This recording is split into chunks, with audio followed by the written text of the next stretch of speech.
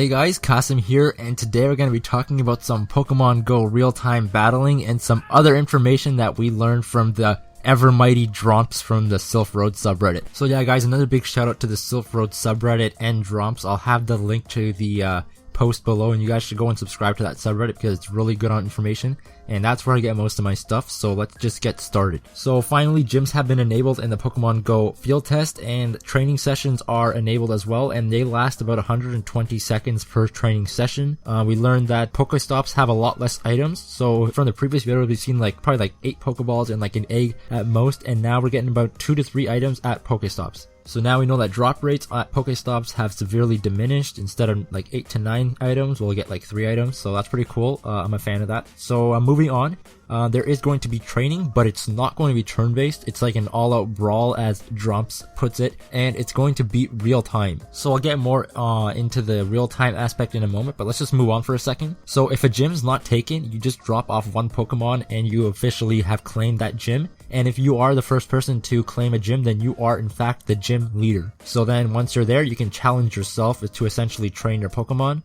But so far in the beta, apparently it is crashing, so it's not fully implemented yet. They definitely have some bugs to work out, but yeah, that's one of the options once you are a gym leader or once you have a gym that is yours. So then in a previous video, I did say that Niantic has been working hard on the game, and it seems like they finally fixed the ball physics, because the leaker did say that the ball physics are rock solid and wild encounters look better than ever. So it's definitely a lot better than what we saw initially, and hopefully they keep working on it. So let's just keep moving on. So in wild encounters, the color of the shrinking circle indicates the difficulty of the catch. It starts red and will approach green. Green is a higher probability of a catch. The ring can be made more green by feeding the Pokemon berries, but you can only use it once. And it also gets easier if you use a higher level Pokeball as well. So then when a Pokemon is training and it receives a lot of damage, you do have to spray it with a health spray, or it's basically just like a potion where you give it its health back. So let's talk more about the training in Pokemon Go. So when you are training with a Pokemon, you do see an HP bar for your own Pokemon and the Pokemon that you're training with, which is also yours, but it's a CPU. So yeah, you see the the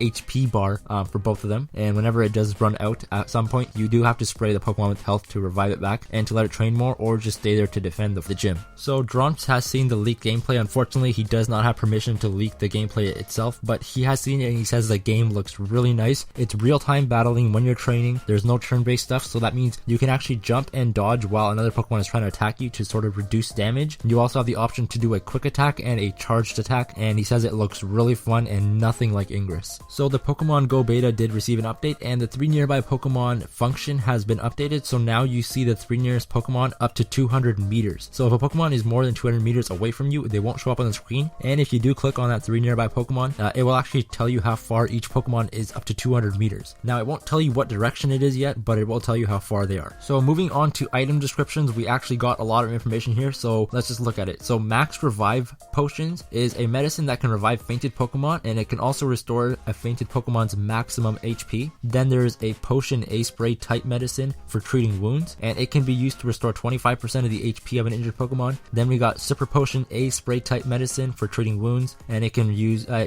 restore up to 50% of the HP of an injured Pokemon. And then we got Hyper Potion, which can be used to restore 75% of the HP of an injured Pokemon. And yeah, those things have been confirmed at Pokestops. So far all we've actually seen on video were Pokeballs and eggs, but now it seems that even potions are going to be at Pokestops, so you can also collect those as well. So now let's go back to the combat aspect of Pokemon Go. So when starting a training session, a random Pokemon on your team is selected to be the training partner for the Pokemon that you want to train. But if you don't like that matchup, say it's just because that Pokemon may be too weak to train with the Pokemon that you actually want to train with, then you do have a choice to just tap the Pokemon that was randomly chosen and switch it for one that you actually want to train with. So then when the Pokemon does decide to attack you, it does show a red crosshair on your screen, and that red crosshair comes closer to your Pokemon as the attack gets closer, and that gives you the opportunity to jump and dodge the attack, or just take the attack head on. So dodging is done with a quick left or right swipe, and if you do it good enough, then you can actually dodge to the point where you're right behind your opponent and you don't get any damage taken. And then attacking, on the other hand, is done either through tapping, which is just a quick attack, or pressing and holding, which is a charged attack. So stamina plays a key role in Pokemon Go, so when you attack, dodge, or do anything like that, it does take away from your stamina bar. So let's just see what happens here. So there's a stamina bar under your HP button while you're training or battling, and it refills at about 20% per second, and and it appears to actually have a boost if you're being attacked. So when executing a charged move, it actually takes up 50% of your stamina, so you can tell that this game is going to be strategic in how you use your attacks and dodging, and how you manage your stamina during battle, because it can play a key role in either dominating or being domed. So there are actually effective types, so sometimes you'll see it's not very effective message above attacks when it's water versus water, or it's super effective when you're doing a type advantage, which is super cool. I was really hoping that they actually implement that. It feels a lot more Pokemon-ish like that, and I'm really pumped about that. So let's keep moving on. So the CP does not appear to be affected by combat at this moment, but that could change in the full game. Again, they're still slowly rolling everything out, so we don't know anything about that yet, but CP still seems to be a really vague number right now, but hopefully we learn more about that later. So winning awards 50 XP, and the gym goes up by 50 points in prestige. You can lose training when your Pokemon hits 0 HP and faints, so then you get no XP for that, but again, you get 50 XP if you do when you're training. You also have the you also have the option to just exit training before your Pokemon faints, kind of like when you're playing an online match of COD and you just unplug your system. I wouldn't recommend doing that. It's kind of it's not cool, but yeah, there's an option for that as well. So when you do take damage in training and say you pull your Pokemon out, that damage taken is still in the Pokemon's HP, so you do have to heal it with using one of the potions in order for it to be maxed HP again. And then of course, if a Pokemon faints fully, you do need that revive or max revive in order to bring it back, because otherwise there's no way to bring it back, because there's no Pokemon centers in the game. So then if you're in a level 1 gym, to increase to level 2, you need 500 prestige points, and again, as I stated before, you get 50 points in prestige if you win a training battle. So yeah, from level 1 to level 2, you need 500 prestige points. From level 2 to level 3, you need 1000 prestige points, and from level 3 to level 4, you need 2000 prestige points. So we talked a lot about Pokestops, items, and friendly gym battles, but we also learned how enemy gym battles will work. So when you do go to an enemy gym battle, you have an option to bring 3 Pokemon into combat against it, and the way it works is there's a shuffle button in the middle of the bottom of the screen that randomly selects 6 Pokemon for you. So it seems that the Pokemon that are selected randomly are diverse, but they're not the best Pokemon. That's what Dromps has said. So beating the gym reduces their prestige by a lot, kind of like basically half a gym level. So yeah, you can move up and down in terms of gym prestige depending on if you do defend or get taken over.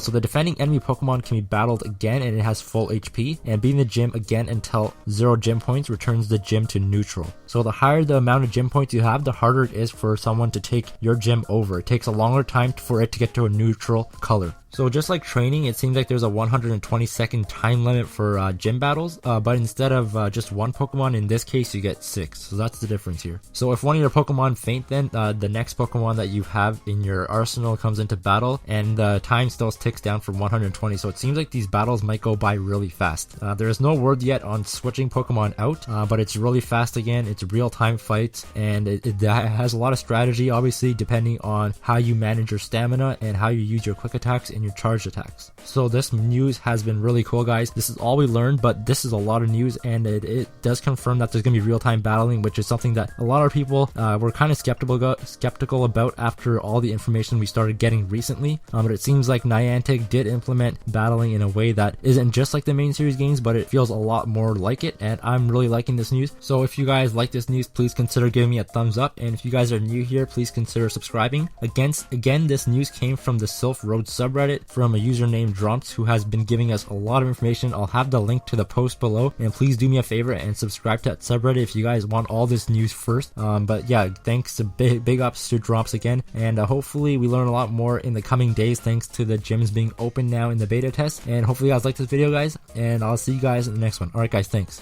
Bye.